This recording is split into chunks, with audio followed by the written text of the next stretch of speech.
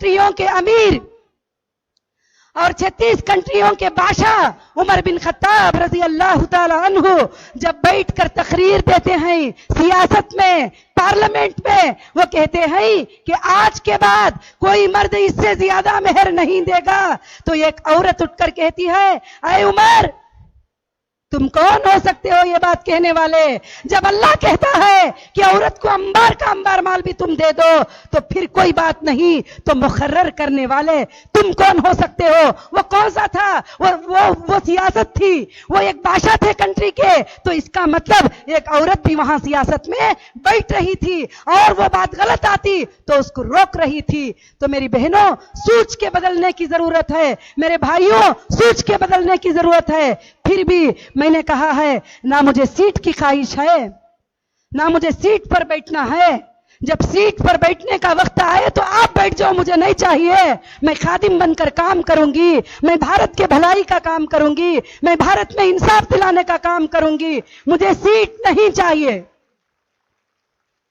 आज भी जब मैंने पहली बार ऐलान किया कर्नाटका में जाके मैं 224 सीट पे कंटेस्ट करूंगी, लोग इस पे हंस रहे थे कि आज तक किसी की यह हिम्मत नहीं है, तुम कैसे कह रही हो?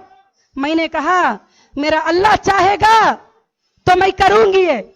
सबने कहा 3 महीनों का टाइम है, बड़ा कम वक्त में आई हो, तुम ये कैसे करोगी? मैंने कहा 3 महीने बहुत बड़ा टाइम है, मेरा अल्लाह चाहेगा जरूर पहुंचाएगा मेरी बात को, मेरी आवाज को पहुंचाएगा, बगैर वीडियो के भी अल्लाह पहुंचा देगा। सुभान अल्लाह। हाल में 10 दिन पहले एक सैटेलाइट सर्वे रिपोर्ट आया। वो सैटेलाइट सर्वे रिपोर्ट में सारे कैबिनेट मिनिस्टर के सामने 89 सीट हमको मिलती करके जब वो नजर में आया, सारे लोग हैरान हो गए, ये कैसे हो सकता है, ये कैसे हो सकता है? चलो और एक एजेंसी को दो चेक करने के लिए, और एक एजेंसी को दो, और एक एजेंसी को। 10 एजेंसियों ने भी चेक किया तो वही रिपोर्ट सामने आया। ये अल्लाह की कुदरत होती है। और सबसे बड़ी खुशी की बात बताऊं कि एमएलए कंटेस्ट करने के लिए 5700 एप्लीकेशन आए, 5700 एप्लीकेशन आए। मैंने कहा, मेरी लड़ाई 2 बेस पे होगी, मैं जात पे नहीं लड़ूंगी, मैं जात पात पे नहीं लड़ूंगी, मेरी टिकट सबके लिए होगी, मेरी इंसाफ सबके लिए होगी, मैं भारत के हर वो नागरिक के साथ खड़ी हो जाऊंगी इंसाफ के लिए। तो सारे लोगों ने मेरे पास जमा हो गए। आज भी कर्नाटक में जिनको टिकट नहीं मिली वो कुछ बेहोश में है, कुछ सिलेन चढ़ा रहे हैं, क्योंकि 5700 में सिलेक्शन 224 को ही करना है। बहुत बड़ा एक मामला था। आज भी बीफार्म का लास्ट डेट है। मुझे 1 मिनट भी हिलने का भी टाइम नहीं था, मगर आपके मोहब्बतों से दूर मैं नहीं रह सकती, क्योंकि मुझे सारी दुनिया से अफजल आपकी मोहब्बत है और आप सबकी बच्चियों की मोहब्बत है। तो इंशाअल्लाह मैं चाहती हूं कि भारत के नक्शे को हम बदल के रखेंगे और भारत में जो जुल्म हो रहे हैं उनको खत्म करके रखेंगे, क्योंकि भारत को आजादी मिलकर 70 साल हो गए, आज तक भी गरीबों को घर क्यों नहीं मिला? आज तक भी मांगने वाले रोडों पे क्यों घूम रहे हैं? आज तक भी जुल्में क्यों हो रहे हैं? 8 साल की बच्ची आसिफा का जुल्म हुआ, रेप हुआ, उस बच्ची को रोड पर फेंक दिए और उस बच्ची को ड्रग्स दिया गया, उस बच्ची के साथ 8 परिंदे जुल्म किए। तो हमारे भारत में ऐसा कानून क्यों नहीं है कि उनको सीधा फांसी पर लटका दो, ताकि दूसरे को जो है ये हिम्मत ना हो सके। मेरे बच्चियों, मेरी बहनों, मैं तुम्हें वो सियासत सिखाना नहीं चाहती जो इंसानियत के अगेंस्ट जाए। मैं तुम्हें वो बात बताना चाहती हूं, जस्टिस फॉर ह्यूमैनिटी के लिए आप फाइट करें। आपका सोना आपके लिए बर्बादी होगी। आप बड़े मासूम बन के सो रहे हो। आप कहते हो सियासत हमारा काम नहीं है। सियासत में तुम बोलते बोलते गंदे लोग भर चुके हैं, अब तुम कैसे खत्म करोगे उनको? क्यों कि एक बच्ची, एक मां एक बच्चे को कलेक्टर बनाती है, 20 साल पढ़ाती है, अपनी पूरी मेहनत उस पे लगा देती है। आप इसको बोलो कि आपा दीन की बात नहीं कर रही है, ये दीन की बात है, ये इंसाफ की बात है, ये करना ही दीन है।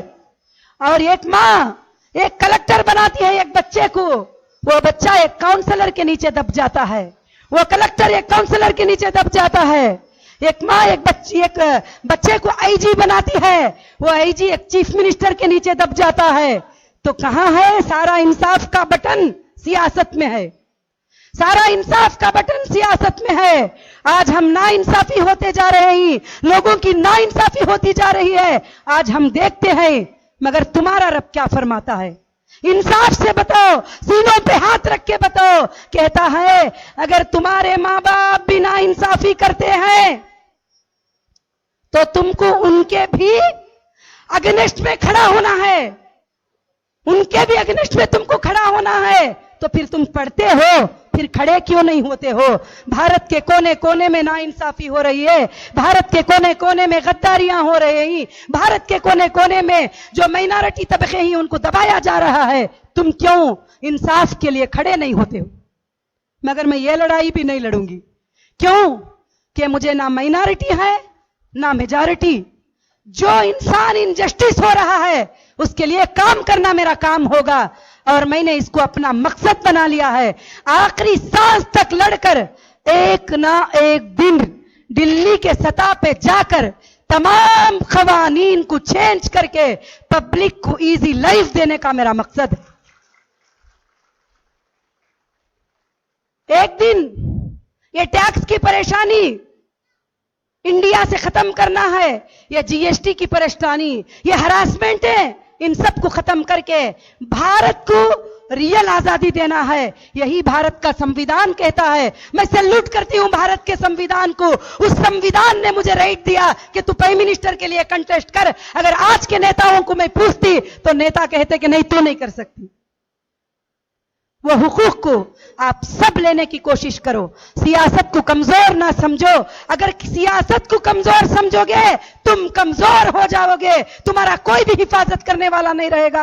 आप सब के सब जो है शिरकत करके मेरा साथ देने के लिए तैयार हो जाइए और जस्टिस फॉर ह्यूमैनिटी के लिए काम करने वाले बन जाइए।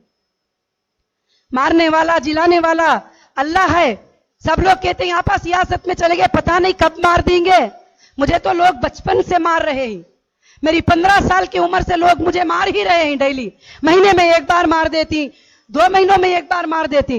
अब मरना कोई नया नहीं है, तो मुझे मौत का तो कोई खौफ है ही नहीं। सबसे पहली बात है तो मैं चाहती हूं कि आप लोग सब जागो और जाग कर अपने दिमाग को लगा करके सोचो, अपने फ्यूचर को सोचो, अपने बच्चों की सोच को सोचो। ना इंसाफों के साथ में खड़े हो जाओ, तुम्हें इंसाफ मिलेगी। अल्लाह से मैं दुआ करती हूं कि हमारे तालिबात और हमारे मुअल्लिमात और हमारे जामिया के मुअल्लिमीन वो सब के सब जो हैं मेरे बातों को समझे होंगे। मैं अब नाम नाम से शुक्र अदा करना शुरू करूंगी तो 2 दिन लग जाएंगे। मैं पूरे मजमे का तहदिल से शुक्र अदा करती हूँ। अल्लाह आपके आने को कबूल फरमाए, अल्लाह आपके यहाँ बैठने को कबूल फरमाए, और अल्लाह रब्बुल आलमीन जो है हमें बहुत ऊंचाइयों पर, बुलंदियों पर लेकर जाए। तो मैं अल्लाह से दुआ करूंगी कि हर इंसान एक इंसान की मदद करने वाला बन जाए। सिर्फ मुसलमान की नहीं, भारत के हर इंसान को इंसान समझे। क्योंकि देखिए अल्लाह ने आसमान बनाया है। आसमान बनाकर अल्लाह ने यह नहीं कहा कि वो जो ग्रीन दिखती है वो मुसलमानों के लिए, वो जो रेड दिखती है हिंदुओं के लिए, वो जो व्हाइट दिखती है क्रिश्चियंस के लिए। नहीं, सारे लोगों के लिए आसमान एक ही है। सारे लोगों को आसमान से वो बारिश को बरसाता है, और जमीन में जो नबातात आती है वो सारे लोगों के लिए एक है। तो सारी दुनिया को पता है कि पैदा करने वाला भी एक है। तो मैं चाहती हूं कि हम सब एक बनकर काम करें। हम लड़ें किसके खिलाफ? हम लड़े ना इंसाफी के खिलाफ। हम किसी इंसाफ के खिलाफ ना लड़े, किसी पार्टी के खिलाफ ना लड़े, किसी इंसान के खिलाफ ना लड़े। हम कोई भी हो, जहां नाइंसाफी होती है उसके साथ खड़े हो जाएं और नाइंसाफी के खिलाफ हम लड़े। यही हम अपने मकसद को लेकर चले। यही हमारा दीन भी सिखाता है, यही हमारी दुनिया भी है। जो मुसलमान सियासत को इस्लाम से अलग समझता है, मैं समझती हूं उसकी स्टडी नहीं है, उसकी किताबों पर बिल्कुल स्टडी नहीं है। इस्लाम शुरू होता है सियासत पर, खत्म होता है सियासत पर। मूसा अलैहिस्सलाम जो शुरू किए फिरौन के जुल्म से लोगों को बचाने के लिए, ये क्या थी? आप जवाब दीजिए। क्या सियासत थी और क्या थी? वो चाहते थे कि जब हक मिल जाए तो लोगों की मैं इंसाफ दिलाऊंगा। सुभान अल्लाह। तो मैं यही कहती हूं कि जो भी मुसलमान ये सोचता है सियासत, क्या भाई सियासत, हां सियासत में गंदे लोग हैं, सियासत गंदी नहीं है। इसलिए गंदों को हटाकर आप अच्छे लोग आना शुरू करो, जब सियासत भी अच्छी बन जाएगी।